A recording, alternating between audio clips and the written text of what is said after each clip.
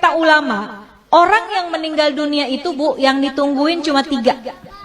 Pertama yang ditungguin adalah kapan datangnya hari kiamat. Tuh yang ditungguin sama yang udah meninggal dunia.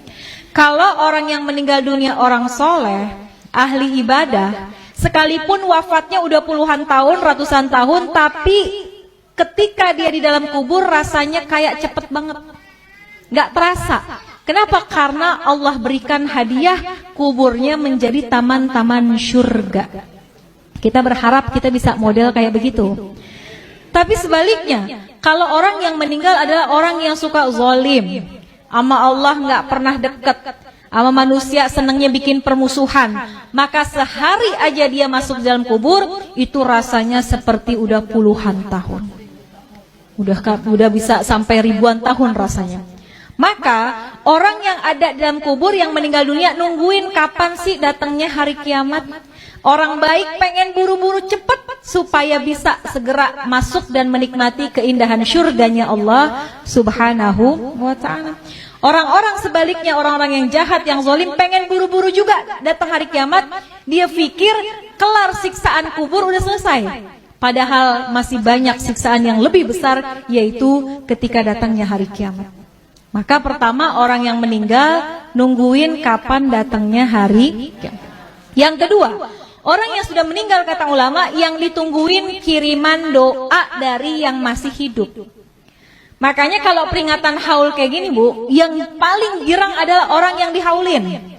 Itu dalam kitab Ruh digambarkan, orang yang dikirimin hadiah, ya, Fatihah aja, bahkan sekedar doa dari orang yang masih hidup kepada orang yang sudah meninggal dunia, di dalam kubur hatinya girang luar biasa, bahagia luar biasa, sampai penghuni kubur samping-sampingnya pada ngeliatin Bu. Kayak orang lagi di pesantren, ditengokin sama orang tuanya dibawain makanan, kan teman-temannya pada ngeliatin tuh ya. Itu sama ceritanya seperti apa yang ada dalam kubur. Kalau orang tua kita dikirimin Fatihah, dikirimin doa sama anaknya, maka girang banget hati orang tua kita. Tuh penghuni kubur lainnya pada ngintip. Kalau bahasa kita dikirimin apaan sih gitu ya. Maka mereka sangat menunggu kiriman doa daripada keluarganya yang masih hidup di dunia. Bahkan diceritain Bu, kalau yang ngirimin anaknya, keturunannya itu malaikat akan membawa doanya menggunakan nampan yang terbuat dari emas. Punya nggak nampan dari emas? Nggak ada. Tapi Masya Allah ketika kita meninggal dunia, malaikat hadirkan doa. Bisa jadi doa itu berupa ampunan, bisa jadi doa itu adalah rahmat yang dikirimkan oleh anak kita yang masih hidup di dunia. Maka yang ditunggu-tunggu itu doa. Makanya Bu, kenapa kita penting banget punya anak yang ngerti agama, supaya ketika kita meninggal dunia, Fatihah nggak lepas dari lisannya.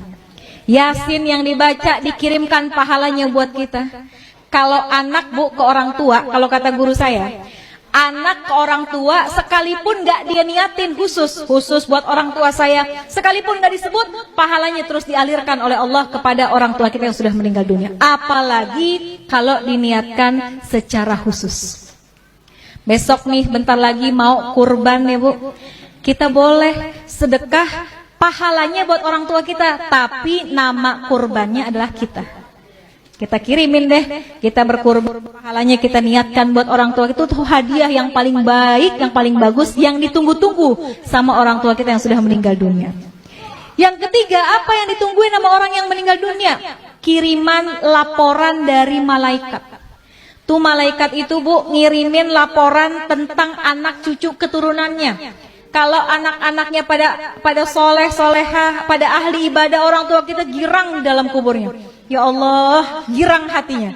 Tapi kalau yang disampaikan oleh malaikat, anak-anaknya pada berantem, anak-anaknya ninggalin sholat, anak-anaknya pada nggak akur satu sama lain, itu juga berita itu akan sampai kepada orang tua kita.